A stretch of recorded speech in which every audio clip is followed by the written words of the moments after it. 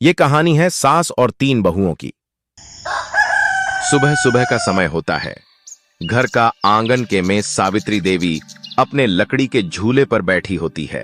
प्रिया, राधिका और मीना घर में अपने अपने काम कर रही होती हैं।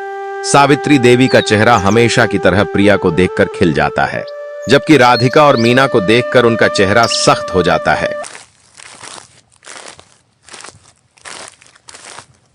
सावित्री देवी प्रिया की तरफ मुस्कुराते हुए कहती हैं, आओ आओ मेरी सोने की चिड़िया, कहाँ से शॉपिंग करके आ रही हो?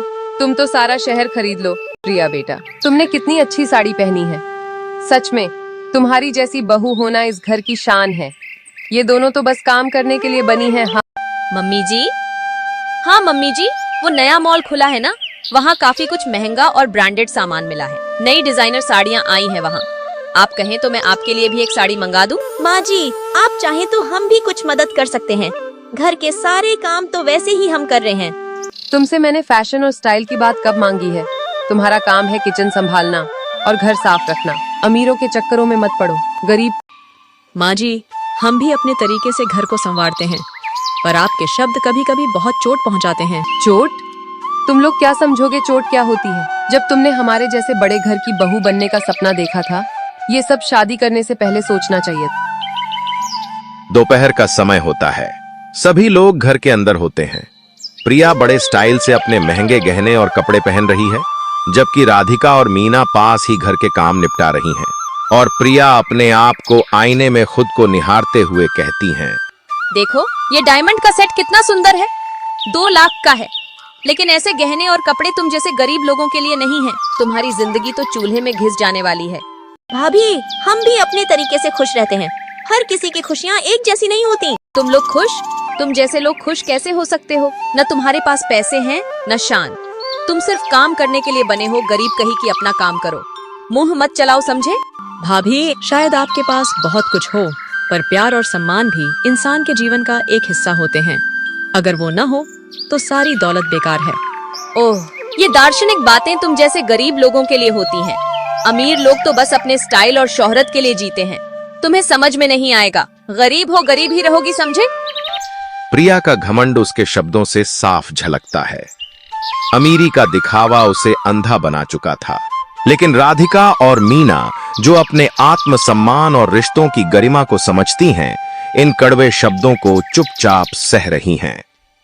लेकिन कब तक रिश्तों के नाम पर यह संघर्ष चलता रहेगा? रात का समय होता है। सब लोग खाने की मेज पर बैठे हैं। प्रिया अपनी चमचमाती साड़ी और गहनों के साथ बैठी है, जबकि राधिका और मीना सादगी से सभी को खाना परोस रही होती हैं। तभी सावित्री देवी प्रिया की तरफ देखते हुए कहती हैं, देखो मेरी प्रिया कितनी सुंदर लग रही है। सच में इसके जैसी बहू पूरे शहर में नहीं मिलेगी। और इन दोनों को देखो तो बस खाना बनाने और बर्तन धोने लायक है। गरीब घर की जो ठहरी। राधिका को अपनी सासू माँ की बातें अच्छी नहीं लगती है। तभी राधिका आपने सास से धैर्य रखते हुए कहती है, अजी, हम सब अपनी अपनी जिम्मेदारियां निभा रहे हैं।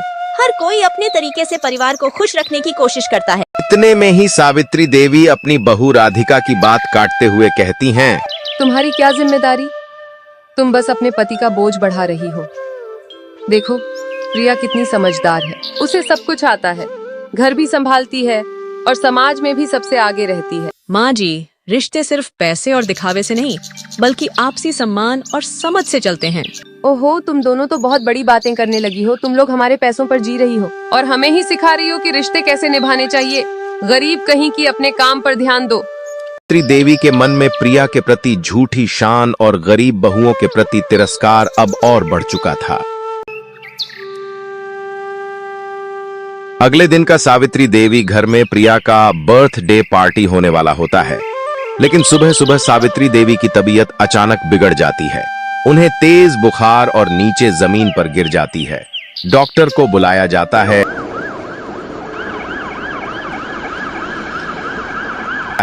जो बताता है कि उन्हें अब आराम और देखभाल की सख्त जरूरत है।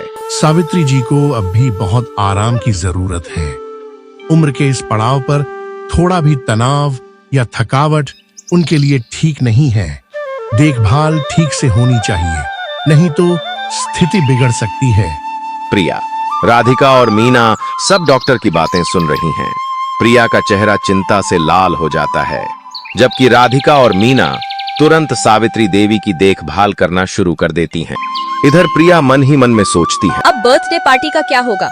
मेरी सारी तैयारियां तो पूरी हो चुकी हैं और सभी दोस्तों को भी फोन करके बुला लिया है। अगर बर्थडे पार्टी नहीं हुआ मेरी इज्जत का क्या होगा और मेरे दोस्त क्या कहेंगे? नहीं नहीं, ऐसा नहीं हो सकता। बर्थडे पार्टी तो होकर रहे। प्रिया ये बात सोच ही रही होती है, इतने में राधिका प्रिया की तरफ देखते हुए बोलती है, भाभी, आप बुरा ना माने तो एक बात बोलूं?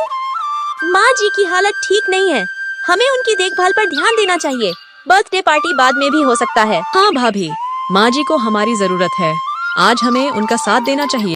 प्रिया थोड़ी असमंजस में है, लेकिन उसे एहसास होता है कि इस समय उसका ध्यान सास की देखभाल पर होना चाहिए, न कि बर्थडे पार्टी पर।